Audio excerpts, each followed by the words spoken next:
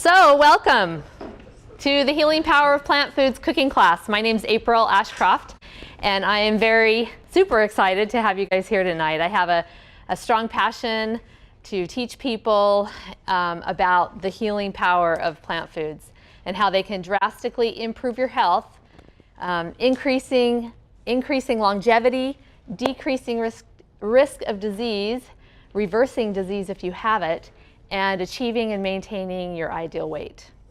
So if you're ready for all of that, you're in the right place. I've been teaching cooking classes since about 2005. I started with Dixie College Community Education and just kind of has evolved over the years, and back with doing Dixie State University Community Education, and I'm really excited to be here for ICL as well. So it's a fun opportunity. I love to reach out to the public and to tell them about this amazing secret that I feel like I have. I just am bursting at the seams to share it. So, and I love food and I love eating, but it's got to be healthy.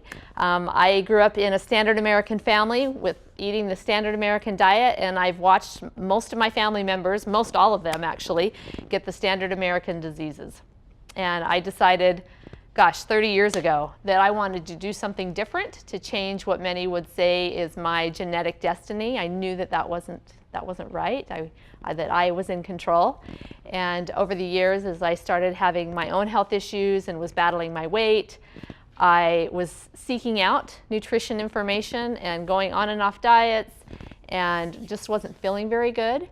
And I stumbled upon a few books. John McDougall was one of them, John Robbins, Diet for a New America, and then I discovered Fit for Life, which was kind of my nutrition Bible for a while. I just grabbed a hold of that, and I loved the information that was shared in there, and I changed from a very healthy, actually, standard American diet. I mean, I was raised on whole wheat bread, and we ate beans, and we had a big garden and all these things, but I changed from a healthy standard American diet to a whole food plant-based diet.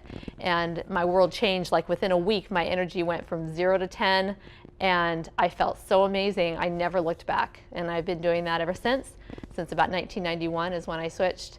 And I love it, and have met so many others who have taken this journey as well and who have had great success with really great health, feeling good, and I want to live long and die short. I don't care when I die. I'm okay if I die tomorrow. Not really, but I don't want to. But I want to live until the day I die. How about you guys? Yes. I'll bet you are on the same team with me on that. That's why you're here tonight. So tonight we're going to do a Thanksgiving holiday menu. We're doing Thanksgiving Chic Pea Loaf and some cauliflower mashed potatoes and a cranberry salad, and also the best part is pumpkin pie. So I will just go ahead and get started. And this is more than just a cooking class. In fact, it's more probably nutrition than cooking. Cooking is just kind of it's just what I'm doing while I'm talking. I like to talk about the foods and how good they are for you and what they do for you. So you'll get a lot of nutrition education as well. And I've got lots of handouts over there, so I hope you'll grab some of those. There's one in particular that I like people to notice and take a look at, is the plant-based protein list. That is a very misunderstood topic. People think that they have to worry about protein. And throw out your protein powders. You don't need to worry about protein. Protein is in every plant on the planet. In fact, that list shows you the percentage of protein in those plant foods. So it's not something we even need to worry about. As long as we're getting enough nutrients, we're getting enough protein. So, okay, so I'm going to go ahead and start off getting our chickpea loaf going. And got to get my stove going here. So whenever I'm cooking, I'm usually starting off with an onion. And that's what we're going to do tonight. These onions, they don't bother you at all until you chop them open, right? Those organosulfur compounds are the powerful anti-cancer compounds. In a large European study, it showed that people who eat the most onions had the least cancers of all types. So, and that's raw and cooked. So I try to get some onion in every day, raw and cooked. Like I say, whenever I'm cooking, I'm chopping an onion. And speaking of chopping, I like to save some time. This is the Vidalia Chop Wizard. I've got this timer going off. Will you pull that out of the oven, please? This is the Vidalia Chop Wizard, and uh-oh, hold on. There we go. There's also a progressive chopper, and they've got 2 screens on them. 20 bucks at Bed Bath & Beyond. It's one of the best investments, along with the blender, and we'll talk about that a little later. But it makes chopping so much easier, and when you haven't... Oh, awesome. You've got one? Love it. No more tears when you're chopping onions, unless it's a really strong onion and it starts bothering you when you're cooking, which sometimes that happens.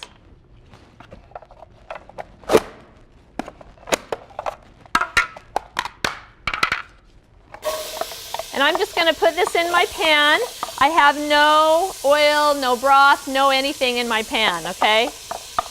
I don't use oil at all. Oil is 120 calories of pure 100% fat. It's the highest calorie, lowest nutrient food that we consume. And back in the late 80s, when we discovered that olive oil was so wonderful that the Mediterranean people, they pour it all over their food and they're healthy, so it must be healthy, right? Well, since then, since we learned that, and since we've been pouring olive oil on all of our food, has the nation got skinnier and has heart disease decreased? I don't think so. It's gotten worse, I think. We've gotten heavier as a nation and our heart disease risk has increased. The Mediterranean diet is healthy despite the olive oil, not because of the olive oil. The Mediterranean diet is a very strong plant-based diet, and that's what they've got going for them, not the fact that they pour olive oil on their food. What they've done with the olive is they've pulled out the oil, the fat, pure fat, and they've thrown away all the goodness that was in that whole food. And in that whole food was fiber, and fiber binds those fats to the fiber, and guess where it goes? Right through you into the toilet bowl. So if you're eating pure fat that's been extracted, there's no fiber to bind those fats to, and they go right to your hips and right to your tummy and right where you don't want them. They actually increase risk of heart disease. They damage the endothelial lining of your artery, which keeps your arteries flexible like Teflon. Those arteries produce a substance called nitric oxide, and that's what keeps your arteries smooth and running smoothly. And when you put olive oil, a lot of olive oil in a meal, in your body from a meal, it can slow blood flow by 40%. And it peaks about 4 hours, and then it starts to come down, and then guess what? We eat again, and we have olive oil on our salad. And then after 4 hours, we eat again, and we have olive oil in our stir fry or whatever. As you can see, I think you can see, I have no oil in here, and it's not sticking. This is a pretty good pan, so that does help, but I have it at a pretty high temperature, and you just got to kind of watch it for a minute and, you know, babysit it just a little bit. And it's starting to get brown, so I'm going to add some garlic. Garlic is another one of those allium vegetables, kind of like your onion, that has a lot of anti-cancer properties. Avocado oil, it's better to use the whole avocado because, again, you've got those fibers that are binding those fats. And even coconut oil, there's so much about coconut oil. People think it's the greatest thing in the world, and it's really, it's a very high in saturated fat, increases risk of heart disease. But I don't want you to believe me on that. I want you to go to my website, which is healthforlifecooking.com, the number 4. And on my first page, just scroll down just a little bit, and it says, why no oil? I have it right on the front page because like I said, it's a misunderstood topic. Now I'm just going to add just a little bit of water to this. And I'm going to kind of scrape off the browning, which is the sugars, the caramelizing effect of it. Anyway, on that front, on the first page of my website has a video, several videos actually on the topic by Dr. Caldwell Esselstyn, who is the director of preventive cardiology at the Cleveland Clinic. He reverses heart disease in like 98% of his patients. He tells them no oil, absolutely no oil. No olive oil, no canola oil, no safflower oil, no motor oil either. It's all oil. Okay, I didn't need any oil for that, huh? Butter, same thing. You know, it's a high saturated fat food. That's why it sits on the counter in a block, you know, without melting, because it's high in saturated fat. it is probably better than oil, but not a whole lot.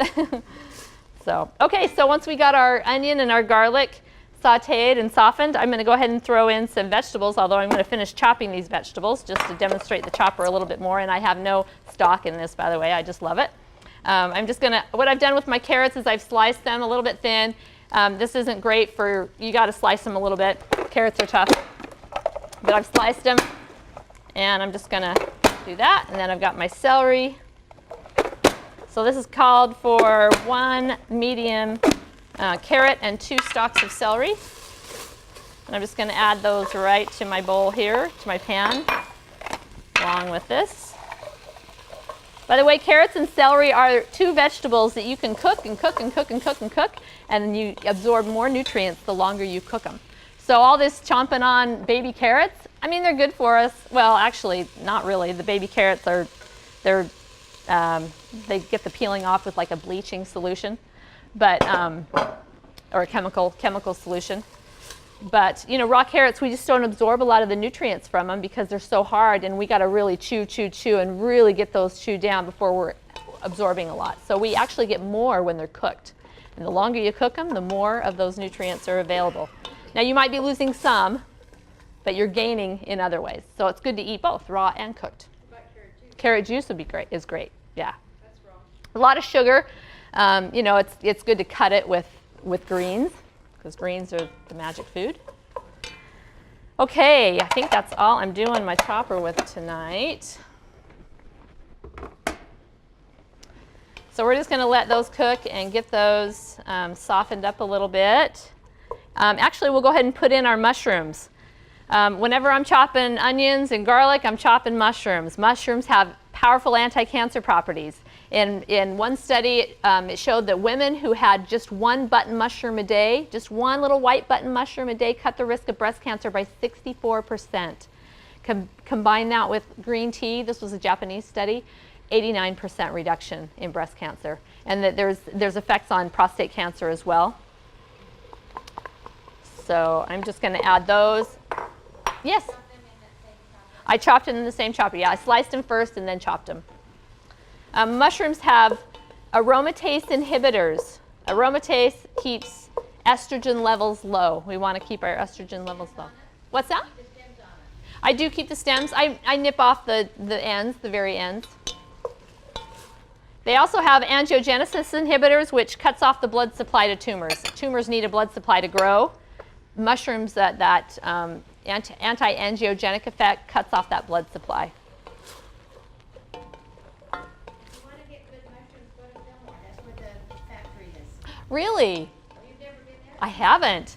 They sell them. Oh. The in the store are grown in Fillmore. There's 2 big factories there. I didn't know that. You get them right there. Wow. Super fresh because they just grown them. That's awesome. Okay. That's good to know.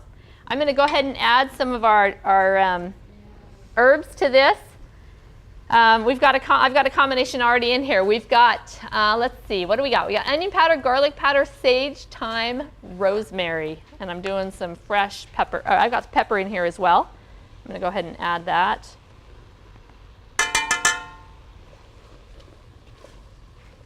Comment on organic versus GMO? From what I understand, I'm not far from expert on this, but if it's organic, it shouldn't be GMO. Genetically modified, it shouldn't be genetically modified.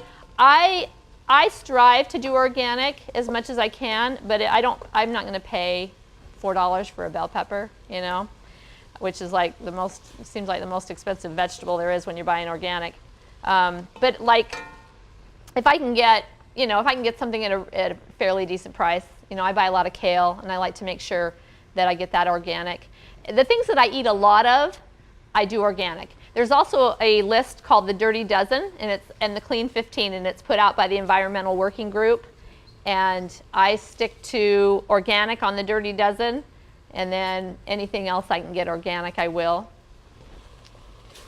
But I'm aware of it, and try to be careful with it. Okay, let's see. I'm going to just let that continue to cook a little bit longer, And let's see, we'll go ahead and put our beans in here. So I'm using, this is a Thanksgiving Chic Pea Loaf. So chickpeas are garbanzo beans, basically. And I like to cook my beans from scratch. That's not something that you need to do, but I love beans cooked from scratch. They're so much easier. They're quite a bit cheaper this way. But you just take the whole hard bean, cover it with, put it in a bowl, cover it with some water, and I let it set for about 24 hours. 8 to 24 hours. And the longer it sets, up to 24 hours, it gets that foamy stuff on top, and you dump that off, and that's part of the gas problem, okay? We want to get rid of some of that. So, and then after that, I throw them in my crock pot. I put them on right before I go to bed. They cook all night, or I put them on before I go to work. They cook all day, and I get home, and I got fresh beans ready for dinner. And they're so good. And I do a full pot, and then I freeze them in little square containers, put them in my freezer, and super easy to make. No salt, no preservatives of any kind, just really good. And beans are one of those amazing superfoods that we need to eat more of. The more we eat, the healthier we are. In fact, a few things about beans. They're high in fiber, they're high in folate. We want to get folate, not folic acid. Folic acid is in a lot of supplements, and that increases risk of liver cancer. We want to get folate from foliage. Green leafy vegetables, beans. They're high in complex carbohydrates. One of your most healthy carbohydrates. In fact, we don't want to eat a low-carb diet. We want to eat a high-carb diet. If you're eating a low-carb diet, you're starving your microbiome, your gut bacteria. Your gut bacteria thrive on fiber. They want fiber. In fact, beans are one of the best ways. They're rich in zinc. They're low in calorie. Protein, 20 to 37% protein in beans, if you're worried about protein, but don't worry about protein. They help prevent food cravings. They decrease your desire for sweets. They help you to stay full. They bind cholesterol and other fats in the digestive tract and move them out of the body. We want to get rid of cholesterol and other fats, and harmful fats. So that's all beans, not just the lentils? Beans, peas, and lentils. All beans, peas, and lentils. Yeah. In a population study, they looked. It was like a 12-year study, and they looked at people. I'm just going to add a little bit more water to that. They watched people for 6 years, for 12 years total, and the amount of beans that they were eating. And those who were eating just 1 cup of beans twice a week had half the risk of colon cancer. Colon cancer is one of our #1 cancer killers in our country. So we want to make sure we're decreasing that risk, and we can do that with beans. What if we were eating beans every day? You know, we would probably pretty much eliminate our risk. I'm just going to try this carrot and see if it's done. And it's not. Ooh. So I'm going to add just a little bit more water to that. I want these vegetables to be soft.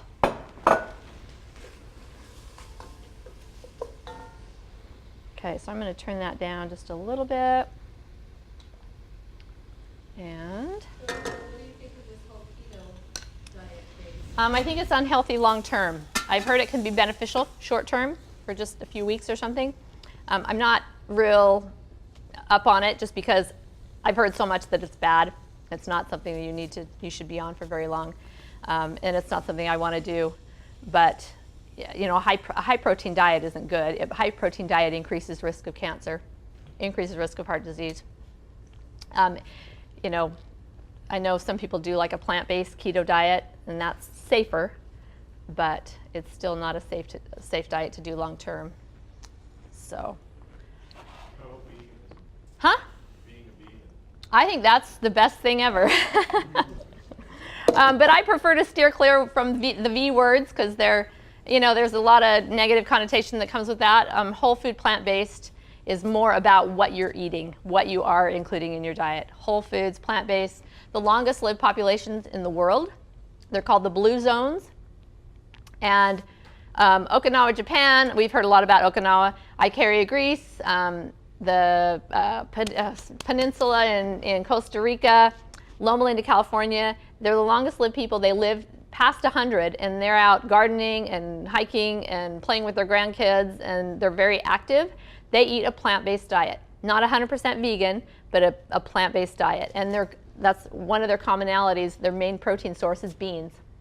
So the science is really catching up with that idea, and they're finding out that, whole food plant-based is the best as far as most nutrient rich and decreased risk of disease.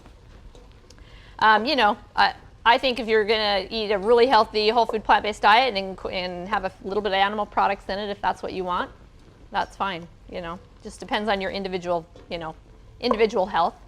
If you're having a hard time getting your cholesterol down, a good way to get it down is to stop eating cholesterol. And cholesterol is only found in animal foods. There's no cholesterol in plant foods.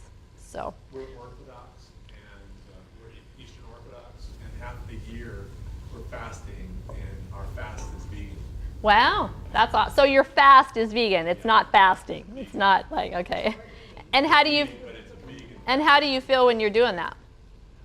You know, I'm Italian, and that's a hard thing. Oh, yeah. Absolutely. I like the cheeses. I like the pasta. Yeah. The pasta is fine. Yeah, pasta's fine. Although pasta's finely ground flours, and that's, I have a tendency I don't feel good when I eat a lot of flour-based products. Okay, I'm just gonna let that go just a little bit longer. Those vegetables are still a little bit crunchy. So I'm gonna move over here and just do my pie crust really quick, kind of in between what I'm doing here. And this is a pumpkin pie, and this is a pie crust, super, super simple. You'll never wanna go back to your flour rolling pin lard days of making pie crust. You're gonna love this one. So, all right, it's super, super easy. I'm gonna go ahead and throw in some pecans. 3/4 cup of pecans, raw, unsalted pecans. You wanna get your nuts raw, nuts and seeds raw. I'm gonna put in a cup of oats. We're gonna go about 10 pitted dates. Dates are one of the best ways to sweeten many desserts. I have a ton of desserts, and they're all sweetened pretty much with dates, raisins, dried fruits, things like that. The healthiest way. All the parts of the plant are still there. Nothing that's not been processed other than the pit's been taken out. And then I'm going to add about half a teaspoon of vanilla. And that's it. I'm just going to grind this up. Hopefully not lose that.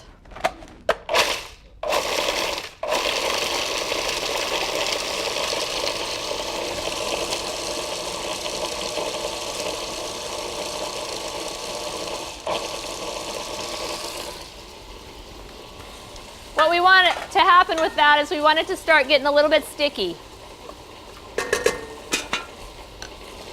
And it looks like it's doing that because we want to press this into the bottom of our pie pan. So we can test it by just pinching a little bit in our fingers. And what you can do at Christmas time, or any time for that matter, is add some cocoa powder to this, or some dried cranberries, or pretty much anything, and roll them in a ball and make little like nut truffles, nut cookies, and just eat them raw like this. Even you can add some peanut butter and some cocoa powder and some coconut, some dried cranberries or cherries, and just make these little truffle, raw truffle ball kind of things. Okay, and then all we're going to do now is dump this in our pie pan like so. We don't want to process it too much to where it's hard to move around the pan. If it's too sticky, then it's hard to move around. This is just like borderline. And we can just kind of work with it and form a crust. Again, I think I got this just a little bit ground down too much.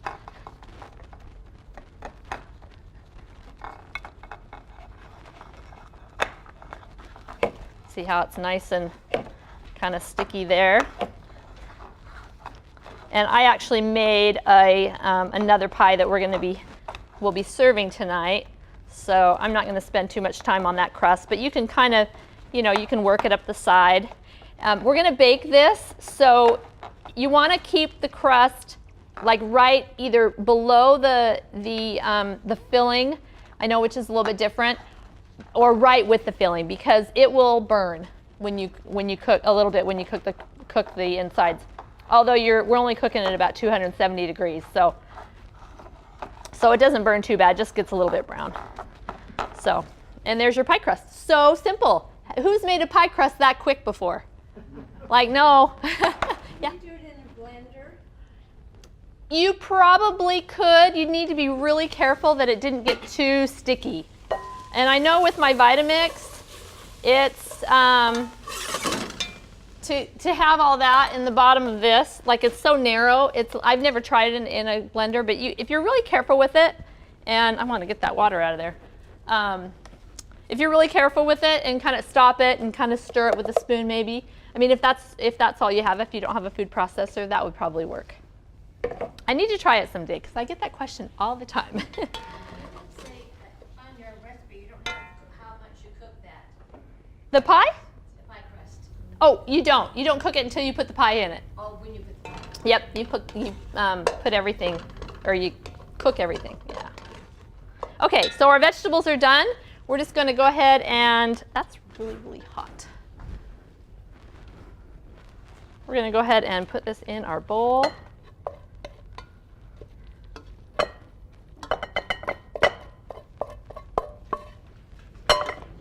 This could almost be like in place of your stuffing. You know, if you still were having I mean, this is kind of the main dish, but if you still wanted to have a turkey or a ham or whatever, you could do that and then have this as your stuffing. This is a much healthier stuffing because beans are so much healthier than bread, you know, like cornbread, as much as I love cornbread. Okay, and then to this, we're going to add some garbanzo beans. This is 4 cups of chickpeas, garbanzo beans.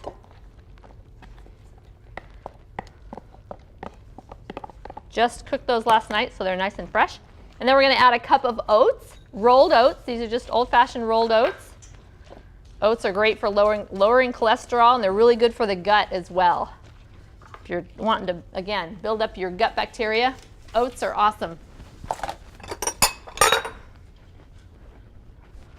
And then we're going to add some walnuts, and you could add pumpkin seeds to this. I wish I would have added pumpkin seeds, brought some pumpkin seeds to add to it, because that is really a nice addition. Can you substitute other nuts if you're allergic to walnuts? You could do pumpkin seeds, pecans, and I'm sorry, you're allergic to walnuts? Ah.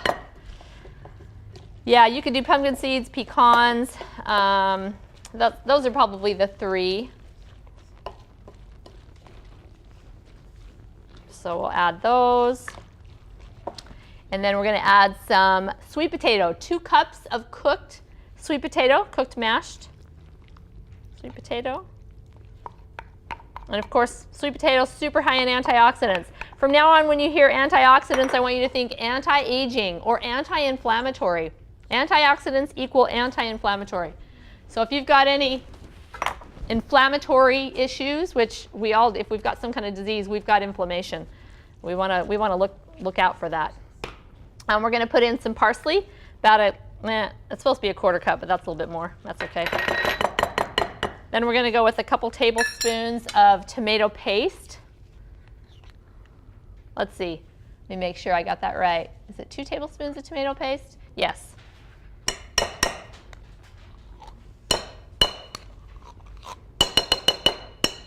All right, and then we're going to go with some balsamic vinegar, and you can use tamari soy sauce as well.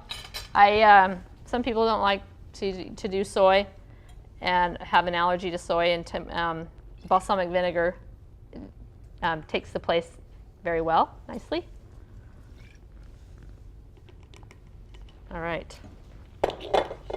And then we're going to go with a tablespoon of mustard.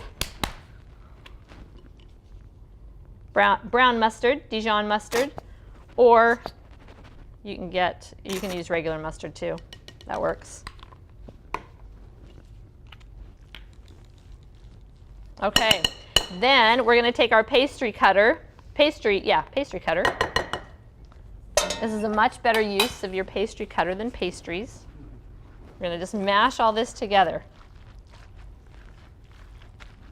We're going to add some salt to this as well. We did not add that in our combination seasoning mix. So we're going to add about a teaspoon, a little more than a teaspoon. I use Redmond real salt. Pretty much salt is salt, Himalayan salt, pink salt. All salt is sodium chloride. It all can raise your blood pressure. It all can increase risk of osteoporosis. We got to keep our sodium levels low, or our sodium intake low. Some people really strive for no salt diet, and one of my favorite nutrition experts, Dr. Joel Furman, he's a board-certified family physician from New Jersey who teaches nutritarian eating. And I love his program, but he says absolutely no salt. You don't need salt. Salt's not good for you. But that's kind of one of my weaknesses, I guess. I don't know. I still use it. Okay, so we're just going to mash all this up together, and it's a little bit messy if you don't have a real big bowl.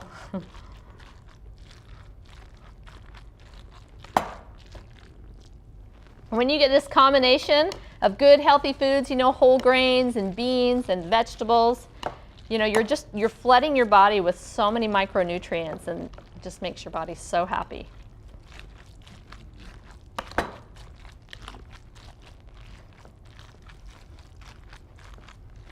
You can see it works for you. What's that? You can see it works for you. It makes you healthy? Yeah, you look very healthy. I feel healthy. Okay, we're not going to spend too much time on that. I like a little chunk. I like my loaf, my chickpea loaf, to have a little bit of chunkiness to it still. So from here, we're just going to take our pan. Actually, I'm using one a little bit smaller than what's recommended on your recipe. 9 by 13 is what's recommended. I only have one, so that's the pan that's got what we're going to eat tonight in it. But this one will fit. And I've got some parchment paper. I like to use parchment paper in my pans. That way I'm not getting any oil, but also better yet is I'm not having a major mess of a cleanup, So easy to clean up when you've done parchment paper. So I'm just going to transfer it to this pan.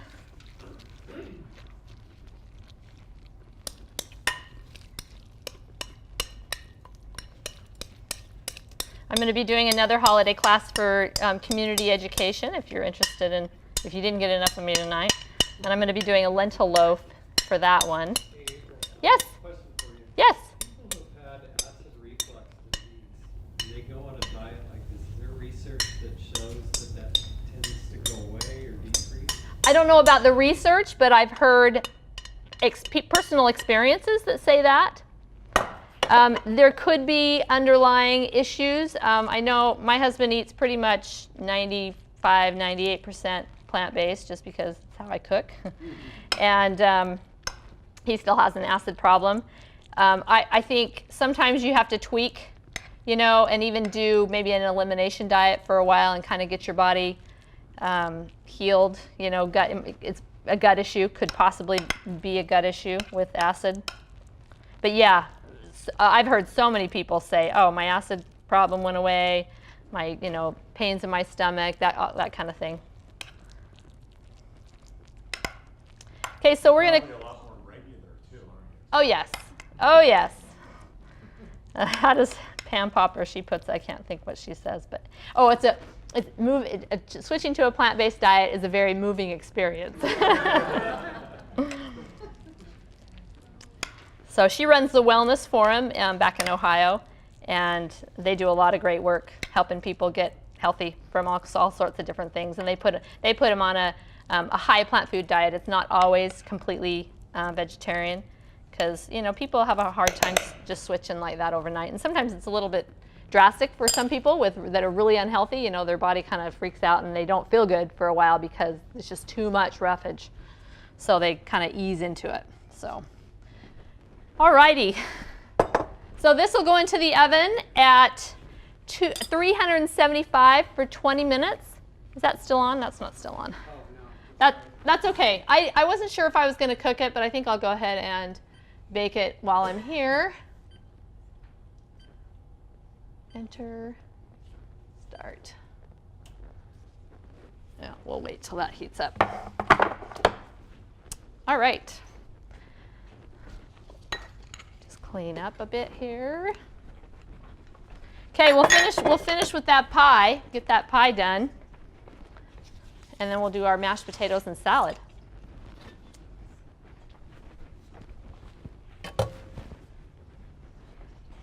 So we've got our crust, And we need to make our filling. So what I've got here is, like I said, dates are the best kind of sweetener. And the great thing about dates is they also thicken. Okay, so if you're doing a pudding or a pie of some sort, these dates are going to thicken your center. So no more cornstarch. We are using a little corn or a little arrowroot in our gravy, but so I got about 27 small pitted Deglet Nor dates. You can get these at Costco. You can get them at most grocery stores. And comparing price of dates and like agave or honey or maple syrup, I mean, honey and maple syrup are very expensive. And dates are relatively about the same, could be even a little bit cheaper if you can buy them in bulk or buy it like Costco, like I said, sells them. But I've got them soaking in some almond milk.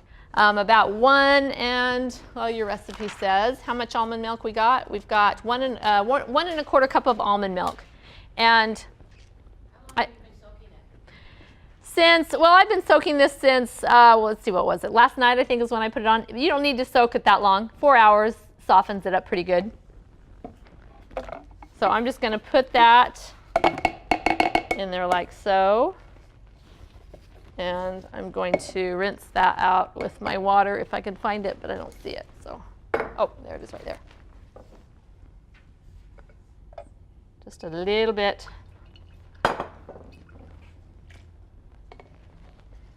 Okay, and then we're going to put some spices, some seasonings, or some spices.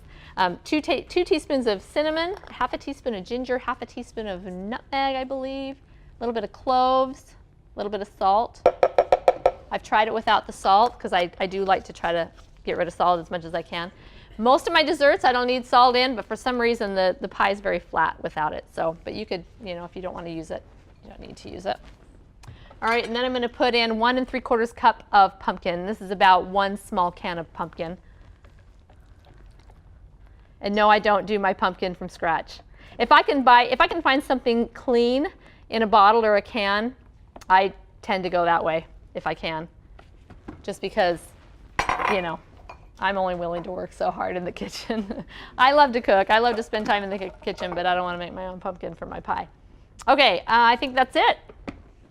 Is that it? Let me make sure here. Got our seasonings. Oh, we need some vanilla. So we'll go with some vanilla. About a teaspoon, I think. Okay, we're just going to go ahead and blend. Now, this is pretty hard to blend. It's a pretty stiff pudding filling, and so it's good to have a good strong blender. Let me just talk just a little bit about this blender. This is a major appliance. It costs about the same as a major appliance, but I use it more than any other appliance in my kitchen. I use it more than my washer and dryer, more than my stove, more than my dishwasher. I use it every single day, if not 2 or 3 times a day. It's worth every penny. I've had this thing about 17 years. This looks like it. Actually, I switch out the jars every once in a while because they will go bad. But it's a power horse. It's, I'm sure some of you are nodding. I'm sure you've got one and you love it. It's a Vitamix. Blendtec's good as well. I think Vitamix is just a step up. A little bit heavier, hardier blender, but great warranty on it. That's a lot if you've had it 17 years. Yeah. I mean, that says a whole bunch. Mm-hmm. Yeah, and I've used it this much ever since I got it. So, okay, I'm going to go ahead and blend.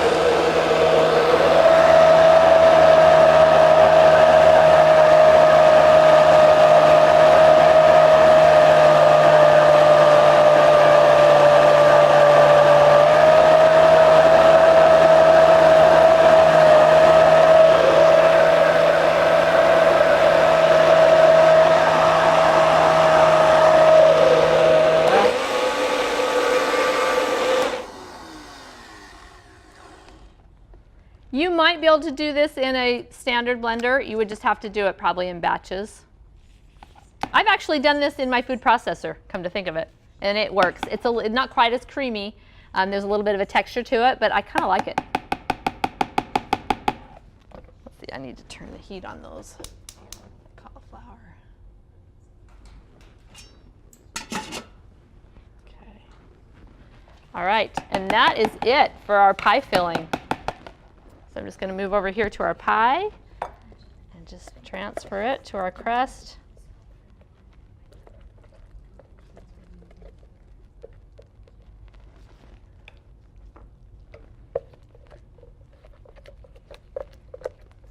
Who has had a non-dairy pumpkin pie before?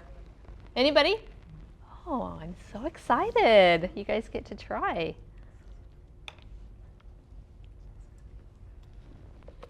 It smells so good. And you could eat it. I mean, you could, well, I guess the pumpkin's cooked, so it wouldn't be technically raw, but I mean, you could just eat this pumpkin just the way it is and make a pudding with it without the crust. Or even layer it in little parfait dishes with the nut crumble between. That's really fun to do. Not your traditional pie, but it's kind of fun to do. So you never put sugar at all, ever? I don't think I have any sugar in my house. Well, I take that back. I have some dark brown, like organic dark brown turbinado type sugar. Occasionally, in fact, last month I think I did a class where I did some pumpkin muffins. And when you're doing cake-like muffins or cakes, it's hard to get, it's a real heavy cake if you're using all dates. And I use a lot of dates, but if I need to put in a couple tablespoons of maple syrup or a dark brown sugar, I'll do that just to kind of kick up the sweetener a little bit, just to please the grandkids or whatever, you know. I don't need stuff that sweet, but You don't use stevia? you know, stevia is fine. The problem with stevia is the American sweet tooth. Stevia is good for a little bit in your tea or coffee or whatever, but to be making a pie out of it and making cookies with it and just eating it, a lot of it is, the research is actually kind of questionable on that. It's not conclusive whether it's really a good idea to do that. Oh, with coffee, it's fine. A little bit, you know, unless you're having a gallon of coffee a day, then. Can we put the loaf in? Oh yes, please, thank you. Okay, let's see. I wanted to get that little bit out of there, but that's not gonna happen. So, okay, so we're not gonna bake this pie actually right now. We don't need to, but we'll bake this at 275, just a low temperature, for about 40 minutes, and that's it.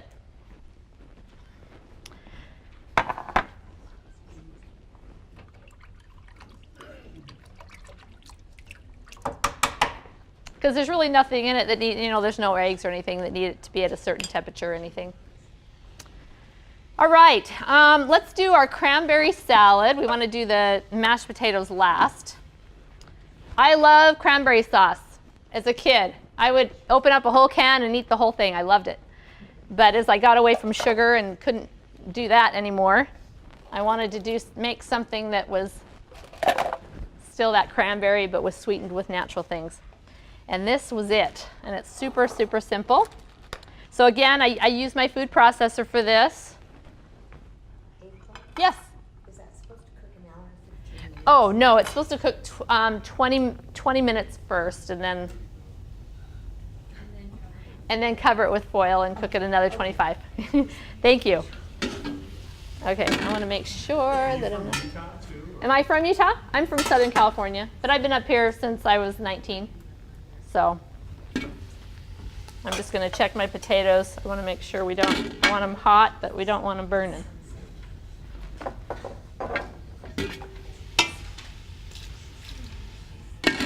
Okay, so our cranberry salad is just a super simple again. We got one apple. Apple a day really does keep the doctor away. The more apples, the less cancer. The antioxidants are in the skin though, so we want to buy organic and eat the skin.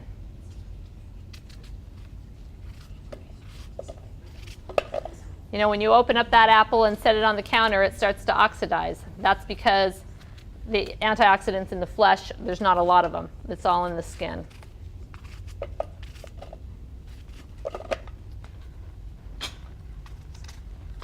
And if it doesn't oxidize, it's been genetically modified. If the apple doesn't oxidize, or just, okay, yeah. I was gonna say, if fruit in general doesn't oxidize, if it's high in, if it's got a lot of color in it, like blueberries, you know, they won't oxidize. Well, they will. I guess if you blend them up and leave them on the counter for a day, it'd start to oxidize. But, right. Okay, so 1 apple. And this is a gala. You can use Fuji. I like to use Fuji's in this, actually, because the cranberries are so tart. But the galas are good and sweet as well. So I'm going to add a cup of cranberries. And then I'm going to add 3 or 4 pitted dates. I've got these chopped up just a little bit. And then I'm going to add some walnuts. 1/4 cup of walnuts. Now this is going to make it really decadent and really good for your Thanksgiving meal. But if you were going to do this every day for breakfast or something, which I used to do, I would go with maybe just a tablespoon of walnuts. Oh, there I go with the walnuts again. I'm so sorry. You know, I should think about that. Oh, that's good. Just a canker sore that sticks around for 2 weeks, yeah. Okay, and that's it. I'm just going to go ahead and... One thing about walnuts, I'll talk about walnuts since I'm using so many of them. They're super high anti-inflammatory nut. People that showed that those who ate just a half a walnut significantly reduced inflammation in their body. Just a half a walnut. I mean, that's powerful. That's one thing about nuts and seeds is they're tiny packages of high nutrient, powerful compounds. And you don't have to eat very many to get that. The studies on flax seeds, I'm sure you've heard about how good flax seeds are. I mean, the studies on breast cancer reversal and stopping tumor growth was with less than a teaspoon of flax seeds in this muffin that these women were given that showed significant cancer cell death. They only used just a little bit less than a teaspoon of flaxseed meal. So, again, all nuts and seeds, though. Super good for you. Like daily. What do I eat daily? Yeah, like for breakfast. Well, it used to be a smoothie, and now I've kind of transitioned to like a grain cereal. I'll do like a buckwheat cereal or a whole wheat cereal. I was doing smoothies for years, but it kind of got to be too much sugar for me. And so I just, got away from that. Lunch is always a big leafy green salad. I'm just going to make sure those are not sticking. And then dinner is just a whole food, just whatever. I mean, I got lots of recipes. I got a lot of recipes on my website if you want to go check that out. Okay, so there's our salad, our cranberry salad. I'm just going to go ahead and transfer this to a bowl. I've got lots more made, so you will get plenty. Well, not lots, but you'll get a nice sample. Could you do this in a blender? I don't know. Maybe. You could do this in a very inexpensive food processor. So, $30. Go find you a food processor. What's that? Yeah, exactly. Lemon in there? No lemon? Yeah, usually when you do apples, you put lemon. Oh, no. You know, the cranberries actually have a lot of antioxidants in them, and so they're right up there with blueberries. Cranberries are, as far as antioxidants go, and it keeps this doesn't turn brown, so you don't have to worry about that. Okay. I'm going to put that back there. All right, let's do our mashed potatoes, and we'll be done. Wow. I know, quick, right? Are you going to do the whipped cream? What's that? Are you going to do the I am not doing the whipped cream. And as I was coming here tonight thinking about my menu, I'm like, they're going to hate me for not doing that whipped cream. But I was like, I don't know if I can fit in the gravy and stuff. I'm not doing the gravy either. I've got it made. But anyway, I didn't want too much. Does it taste good? Yeah, it's not like your whipped cream, you know, if you're used to Cool Whip, but it's good. It's definitely good. I should have made some ahead of time, I guess. What do you use for coffee? I've never done coffee. A friend of mine that was like, loved coffee and had to have a coffee substitute, she found Ticino. Don't ask me how to spell that. T-A-C-H-I-N-O maybe, or Ticino, maybe it's Ticino, because it's kind of a, anyway. It's a grain-based, kind of like Postum, Pero kind of thing. But she loved it. She got off coffee doing that. Oh, you think coffee's bad? Well, the caffeine. For some reason, she just wanted to get away from caffeine, any kind of stimulating food. You know, there are some benefits to coffee. I've heard some good research on coffee. I, for one, don't like it, have never liked it, so have no desire to drink it. Okay, so who's had cauliflower mashed potatoes before? Anybody? Was it straight cauliflower? No, it was a combined? Okay, I haven't heard of anybody doing a combined. And that's what I'm doing tonight, is a combined mashed potatoes and cauliflower. For my standard American family, straight cauliflower just would not cut it. And you know, when it comes to Thanksgiving and Christmas dinner, you gotta have some good mashed potatoes, right? So, okay, so what I'm gonna do is I've got 2 heads of cauliflower steamed already with the garlic. And so all I'm gonna do is add this cauliflower to my blender. And I've got the garlic. The garlic was cooked in there as well. I may have said that. I don't know. Anyway. And to make this really extra creamy and good, I'm going to add some cashews. Can you eat cashews? Hopefully everybody can eat cashews. Cashews are a great way to add creaminess to anything.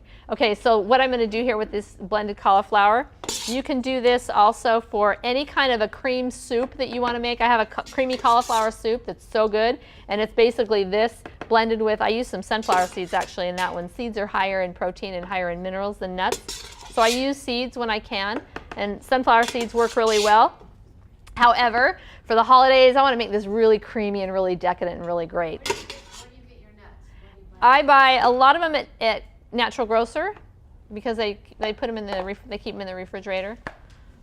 So I'm just going to add those cashews, and they are raw. Why is that important that they keep them in the fridge? So they don't oxidize and go bad and become rancid so quickly. So it's better to have raw than to have cooked.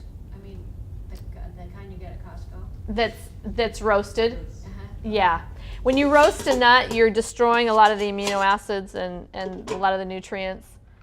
It's better to have them raw. At the same time, I can eat roasted nuts, so I can't eat raw nuts. Oh, really? Yeah. So an allergy type thing? Okay. Yeah, yeah. You know, sprouting helps with that as well. I think, have you ever tried sprouting nuts? I didn't know you could. Soak them in water and then drain them and let them sit for a couple days, and they start to germinate, like grow. It increases the nutritional value like by 1,000 times, I hear. I try to think to do that, but I forget a lot of times. So it's one more step that I just don't think to do. Okay, so I'm going to add, actually I'm not going to add that water. We don't want our mashed potatoes too thin. So I'm just going to go ahead and blend this up. And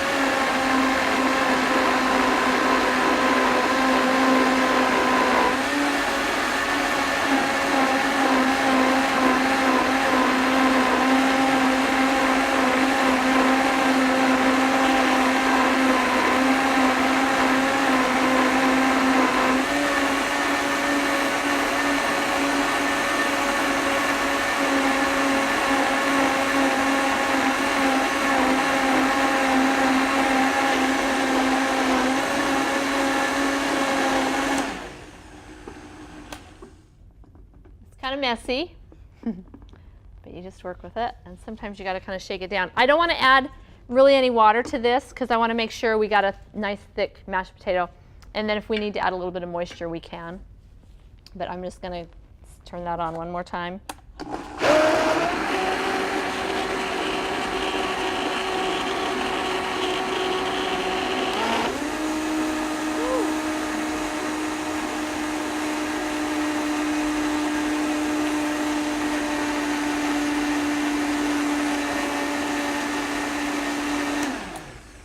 Okay, so again, this makes a great cream base. I mean, you could pour this over a baked potato if you wanted. I have a vegetable pot pie recipe. You know, the cream center with all the vegetables. It's this. I've done, you know, like I say, I've got several soup recipes that call for like a creamy base, and that's what it is, the cauliflower.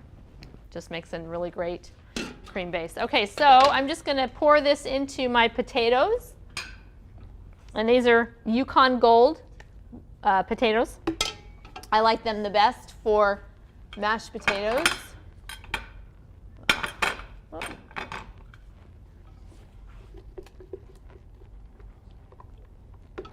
Have you found that people who have this type of diet, they don't take a lot of medicines? No meds for me. And yeah, I know people that have come to my classes. In fact, there was a gentleman, he was in his 70s, and he shows up at my class. I used to teach at the Kitchen Corner down by Hearst Bend Franklin. This is quite a few years ago. And he would come and he'd sit in the back of the room, and I could see the look on his face. You know, I'd say something and he'd be like, well, what you talking about, you know? And but he kept coming and kept coming and kept coming. And finally he's like, he, you know, came to me and he's like, you know what, I'm off of this medication, I'm off this medication, I've greatly reduced he had diabetes, had greatly reduced all his medications, was walking 10 miles a day, and just was so excited. Yeah. I saw him out on the bike trail one time. I was on my rollerblades, and he was on his bike, and he's like, I'm sure glad to see you practice what you preach. Anyway, nice guy. Haven't seen him for a long time, but. What's that? Oh, he died. I don't think so. He had enough of my classes. You know, people come all the time, and then all of a sudden I don't see them. I'm like, oh, they had enough of me. They don't need any more. By any chance read The Longevity Plan by Dr. Day? I have not. Dr. Day, it's called The Longevity Plan. He's a cardiologist up in Salt Lake. Salt Lake. Amazing book. Wow. A lot like the Blue Zones, except it was just one little place in called the Town. It's just out of Vietnam. Uh-huh. People live to be 105, 108, and he explains why. Yeah. And as a cardiologist with a crappy diet he had when he was in medical school, and Cokes and donuts and felt like crap, working 20 hours a day, and so it addresses everything, not just nutrition and exercise. It's a worth read. Right. Yeah, there is so much into it. Nutrition, I think, is huge. That's like the foundation. That's like 90%, you know, or 80% at least. What is? Nutrition. Nutrition trumps exercise. I mean, you can exercise like a fiend, you know, running 10 miles every day, but if you're eating a bad diet, it's going to catch up with you sooner or later. So I usually use the potato masher just to kind of get things rolling, and then I'll get out the old blender, or the old-fashioned way here. I have a stick blender, but for some reason I just really like this better.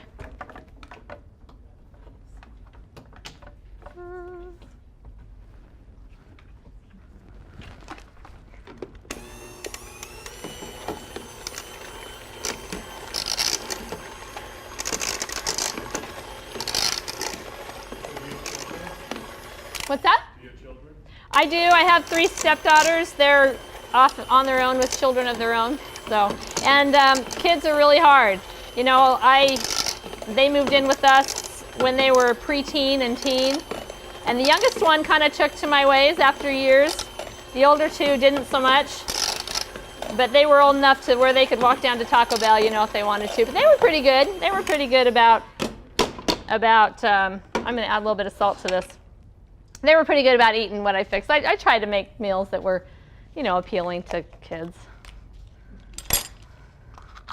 You know, a lot of Mexican food, a lot of burritos and stuff. So you eat fish? You don't eat any fish? No? I don't do any animal products at all. I haven't for 30 years. Have no desire.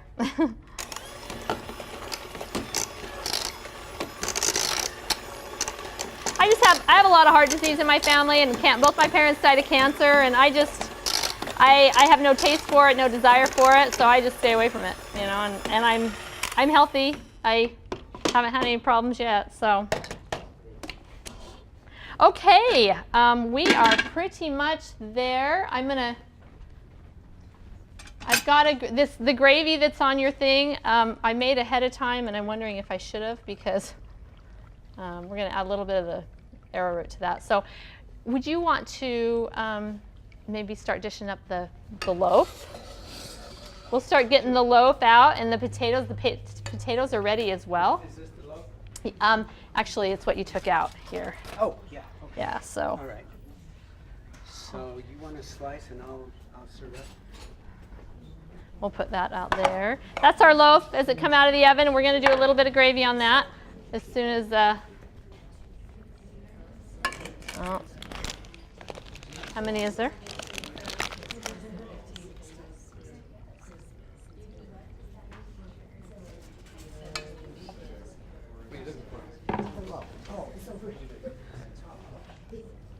We'll cut it up and serve it.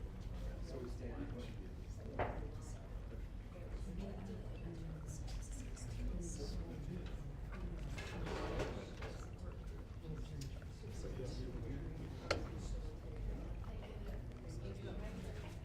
I've done a cauliflower gravy as well. So with that recipe, instead of using like the arrowroot or the cornstarch, I blend a head of cauliflower and then add in the seeds and the chicken style seasoning and that kind of thing.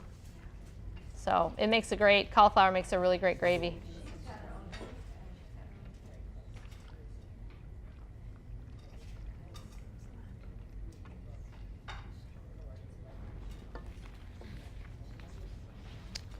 Let's see. One thing we're not doing tonight is green leafy vegetables. I always talk about green leafy vegetables. They're the healthiest foods on the planet. I swear they will reverse all disease. If we could live on them, of course they're not high enough in calorie, but if we could live on them, we could. The cow does, right? In fact, people say, you know, talking about protein, I say, okay, so what would you suggest that I eat to get my protein? And of course, well, chicken or beef, and I'm like, okay, well, if they're so high in protein, what are they eating to get that protein? And they're like, oh, well, yeah, I guess you're right. They're eating grass. So anyway, leafy greens, some of your best protein sources and calcium sources and overall nutrient sources. You don't believe in grasses, though, do you? Grasses? Yeah, like there's like all these grasses out there. Oh, you know what? We've got potatoes. Do you guys want to add some? Why don't we add some potatoes on that? Yeah, that's a good A scoop of potatoes, yeah. Oh, okay. I mean, do you believe in humans eating grass, like cows? No. I mean, wheatgrass I think is really good. I'm not into eating grass, no. No, like there are all different types of grasses out there. Yeah. You get like smoothies, you can go to the grocery store. Like the wheatgrass juice and yeah. I mean, that's good for you. I'd rather eat kale, quite honestly. I love kale. I've got a little bit of gravy here, but I need to get it to boil. Oh, yeah, we can get the gravy on there too. I forgot that. I never have gravy. benefit of arrowroot powder over. You know, I just prefer to use it over what's the word? Over cornstarch. Thank you. Mainly because of the corn, the GMO corn issue. I need a little. You can get it at the health food store. Yeah, Natural Grocers. Hold on one second. I'm gonna add a little bit of. We're waiting for the gravy. Hold on a second. Uh-oh, that wasn't good. That wasn't good. Oh dear. Hopefully the TV didn't, okay, I'm gonna just stir that in. We're just gonna add in this arrowroot powder. That you gotta add water to it first. Or I mean, yeah, cool water to it first. Okay, there we go. Okay. Here we'll just use, let me use a scoop.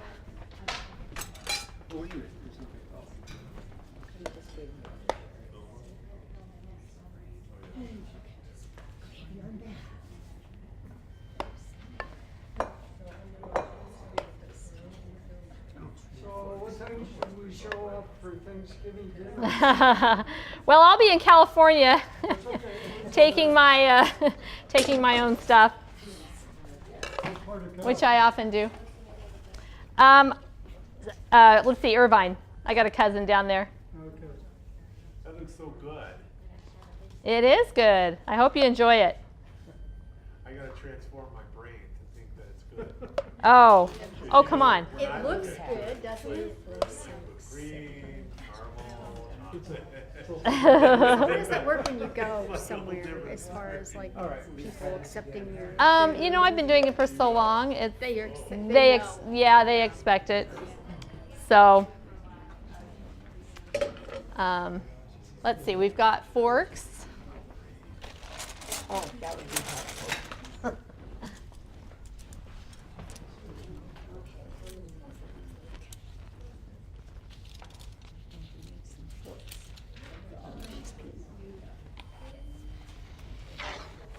Let's see. I've got forks in these right here. Oh, that's Walnuts. the potatoes don't. I'll just Okay. take. Uh-huh. Whoops. Uh-oh. I just knocked somebody's water bottle. Sorry about that. Thank you. You're welcome. I hope everything's hot. That's one thing about. Oh.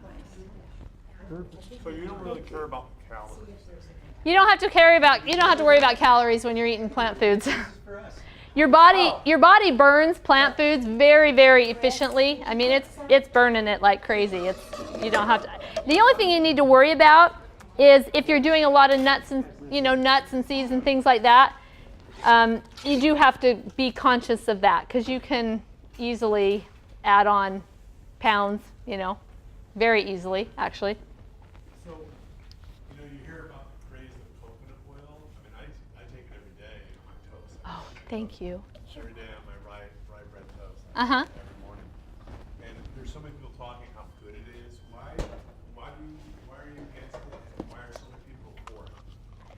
Where is the truth in all this? Well, to me, it doesn't make sense. I mean, if somebody wasn't putting it in a bottle and putting it on the grocery store shelves, would you go get a coconut and squeeze the oil out and eat it? I mean, we don't need it. If we needed it, it would be easily accessible. And just the information, the fact that the fiber's gone out of it and it absorbs into your body so quickly. We can find research support to support whatever we want to believe, pretty much. And so I feel like the people I learned from, the doctors, the nutritionists, registered dietitians that I learned from, they are following the true science. I mean, the hardcore, long-term epidemiological studies, that last for 25 years involving 500,000 people. That's the kind of studies you want to look at. If I hear somebody say, well, this study said that coconut oil was good, I'm like, okay, show me the study and we'll look at it, but yeah. So in fact, I've often thought, I've never done that to somebody that's talked about a coconut oil, but I need to, because I would like to see where it's coming from and kind of dig and find out where, who did it and who sponsored it, who paid for the study. Was it the coconut oil people? I read an article recently that coconut oil isn't as good as they think. Right. It's saturated fat. Yeah, very high in saturated fat. We're gonna. Use it on your hair. Yeah, and on your skin. How many people did we have? Did you guys count? 16? Okay. I'm going to do a little cranberries for you guys. How is it? Is it still hot? Oh, yeah, this is done. Oh, is it done? Actually, it's not done. We got to put some tin foil on it and cook it another 25. So there we go. Okay, another 25? Yeah.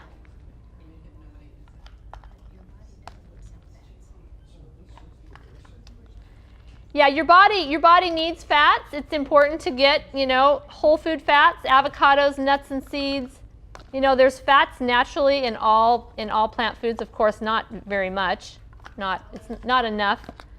You need to get a little bit of fats in your diet, but it doesn't take a whole lot. And the way to eat nuts is with your meal. So with food. So with like the nuts or seeds or whatever in your cranberry salad, in your loaf. What I love to do with greens is I love to grind up seeds or nuts in a coffee grinder or a food processor and sprinkle them on my steamed vegetables. When you add nuts to a salad or vegetables, you increase the nutrient absorption by up to 10 times. Two more, I think. Two more. Uh-huh. So on your green salad that you're having every day for lunch, I recommend a big leafy green salad at least one meal every day. Make sure if you're doing a fat-free dressing, make sure you've got nuts and seeds on that salad, or make sure you make a salad dressing that's got some seeds in it.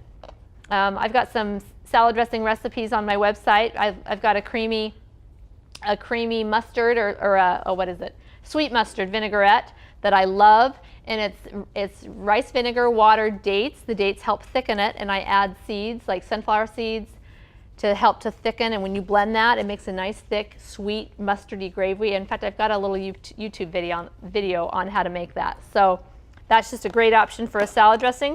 And again, when you add those seeds or nuts, those fats, you're absorbing more nutrients from your salad than without that. A great place for nutrition information is on your recipe sheet. It's nutritionfacts.org. If you have any question about any kind of nutrition topic, go there. Dr. Michael Greger, he's a medical doctor researcher. You're familiar with him? He's amazing. Yeah, he is. He puts out a video every other day for the last, 6 or 8 years. He did that because I thought there was a million. It was every day, and there is a million of them on any nutrition topic you want. In fact, coconut oil, you want to know about coconut oil? Go and listen to his videos, and he puts on there the links to the studies. Who's fun. I mean, you can do the research yourself. He gets you all the information. So great source for nutrition information. It's really the way of life. It is. It's like, you can't go to, I love pizza. And I go look at pizza and it's Oh, but you can make pizza at home. You can make it healthy. Your taste buds really change. If I was to go eat cheese now, after all my years of not, it would be like, oh, nasty. I was going to say, this cauliflower crust for pizza is actually quite good. I've heard that it's really good. I've never tried it, but I've heard it's really good. So what do you do, like when you're having burritos and so forth, about cheese? What do you Leave it out. I've been eating this way since 1991, and back then there were no decent cheeses that you could buy. And so I just got used to not having it. And I love, I'll make a cheese sauce or kind of a creamy something out of nuts or seeds. But I just a good tomato chili sauce and vegetables. husband that lives for cheese? Nut cheese. well, Cheese is made out of nuts. Yeah, you can make Really good. cheese sauces. I can go ahead and dish this up. Rob, go ahead and. Substitutes out there that are decent? Diet cheese is apparently okay. It's all highly processed. I just soon not have it. So, How do you decide what you travel? Because it seems like there's not a lot of choices. my cooler is bigger than my suitcase. I pretty much eat out of my cooler. And to me, it's fun. To me, going out to eat is a pain in the butt, and I am disappointed every time I go somewhere, unless I'm going to California and find a good restaurant. But around here, or There is no vegan restaurant. no, there isn't.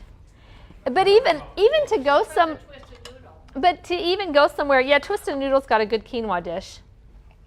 But to go somewhere and get, you know, I mean, it's just hard to get something that tastes good. That's, you know. What is it called? The bolt cutter, and right next door is the monkey wrench that has all dairy-free ice cream. Oh, And they're good. yum. Very- Okay, you guys can pass these out. There's a lot of like burritos and You know what? I need a You need something. cold. Yeah, they're actually elements. Huh. Salt Lake is getting it. They have like 3 or 4. I'm gonna see if I can use like a spoon or something. Might be a little bit easier. Ah. We need a square. I should have brought my square pie cutter. There we go. Try this now, I think. There we go. So this is And then dessert. to, This is dessert. And what is this again? It's pumpkin pie. Oh, gosh, hey, okay, you already cooked it. Yeah, this is. This I cooked ahead of time. And I'm sorry to disappoint you on the whipped cream. I wasn't even going to put it on there, and I'm like, well, they'll want a whipped cream recipe. But I shouldn't put it on there without actually making some, right? so for Thanksgiving, will your family eat all of this? No, we go to, well, normally we'd go to my daughter's house, and I would just bring my own stuff. I mean, my husband everybody wants a regular Thanksgiving. I can't convince them otherwise, and I don't try, you know. Unless they threw them away. I bring my own stuff, and honestly, I do classes, and I have so many. In fact, I do the Vegetarian Society potlucks. In fact, there's one on Saturdays if anybody's interested. On this Saturday, it's our Thanksgiving potluck. You know, I get so much Thanksgiving before Thanksgiving that when Thanksgiving comes, I just don't even care. So there's a Oh, vegetarian it doesn't. Uh-huh. We do potlucks every second Saturday of the month, and How do you find out about that? from me. They're 6 o'clock at the St. George Community Building this Saturday. Our attendance has been a little sparse. We've kind of had a hard time picking up after the summer, but we're hoping to get a good turnout. So do you need to come ahead or just? We ask if people can come ahead and help set up, but just bring a dish to share, and Every other Saturday? every second Saturday. Did everybody get some pie? It kind of split, so we should be pretty close to everybody having some. You just go by there and I've seen that. I think we got I think we're good. I think, yeah. Yeah. Three of us here. The texture is, of course, a little bit different. Any desserts made with dates are going to be heavier texture. So if you cook this less, I cooked this a little bit longer than I should have, but if you cook it a little bit less, it's not quite as firm. I've kind of gotten to where I like it, a little heavier like that. But yeah, you can lighten it up with just not cooking it quite as long. And can you substitute like sunflower seeds? You could. I've actually done a pie with half hemp and half sunflower. Hemp and sunflower both have a little bit of a strong flavor, and so I go half and half. And with the dates and the spices and stuff, you really, I don't remember that you could tell a big difference. I mean, there was a little bit of a difference, but I think I made a milk out of that, no, you're talking about the crust. Are you talking about the crust? Yeah. I think, yeah. So I did the almond filling and then the seeds in the crust. I've done a seed crust actually quite a few times, and it's worked good. And you could use other, like almonds or pecans. Mm-hmm. Yeah, you could use it. The thing with almonds, you probably would want to go. I've done a pie with straight almonds, just almonds and dates, and it's raw. It's a raw berry pie, and it works good. I'm guessing that would cook up okay.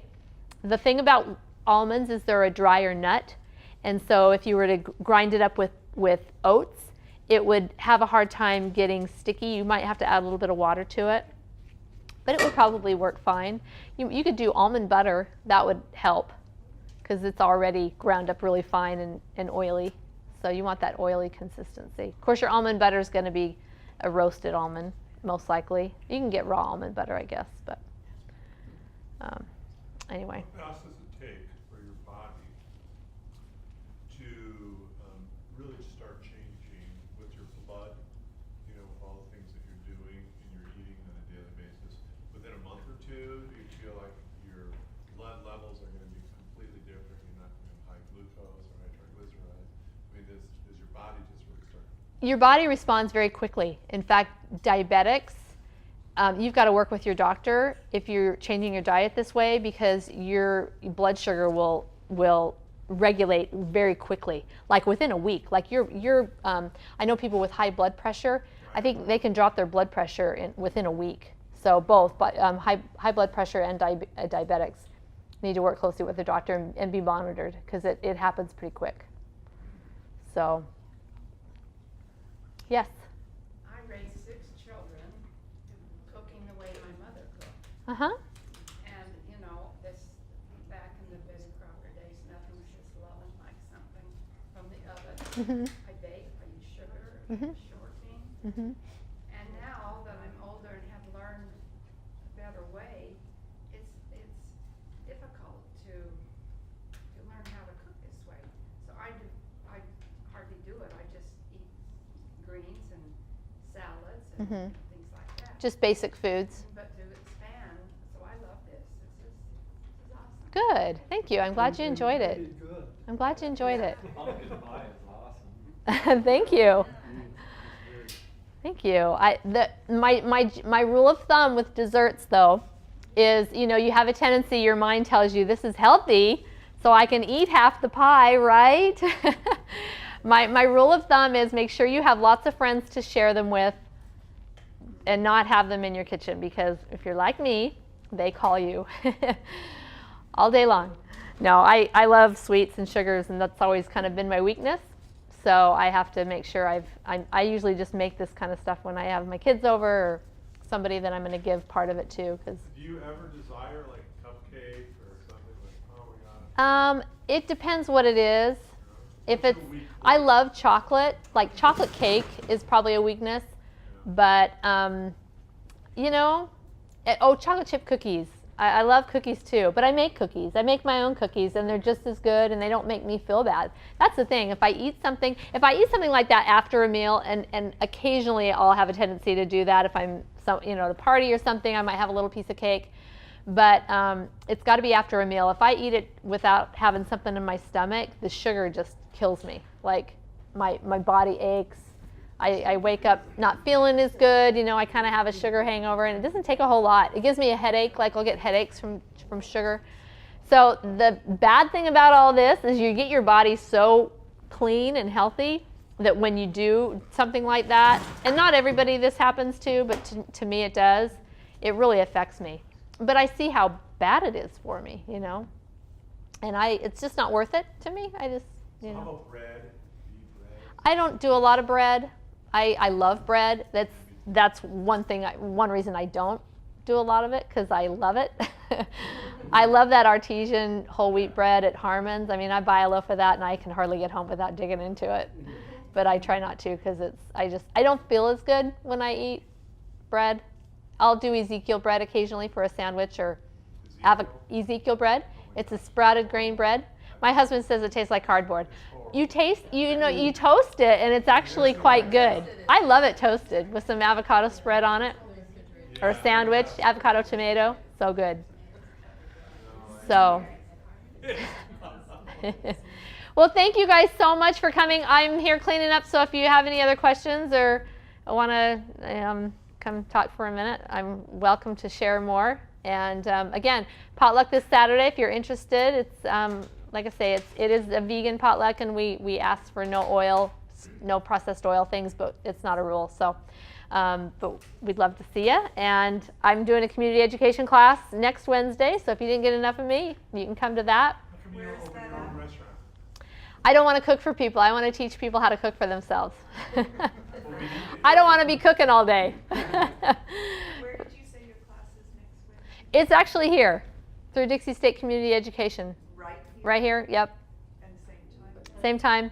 I'll be doing a lentil loaf, a holiday lentil loaf, and I'm not sure what kind. I'm going to do a different type of potato, and I'll probably do sweet potato pie since I did pumpkin pie this time. And Yeah. do we have to be signed up for IC? You sign up through community education. Oh, Yeah, It's yeah. a lot more expensive. Those are $29 for the class. So you had to really like me to come to that. I'll be here again in January, I believe. So, In January, you're doing 2 in spring.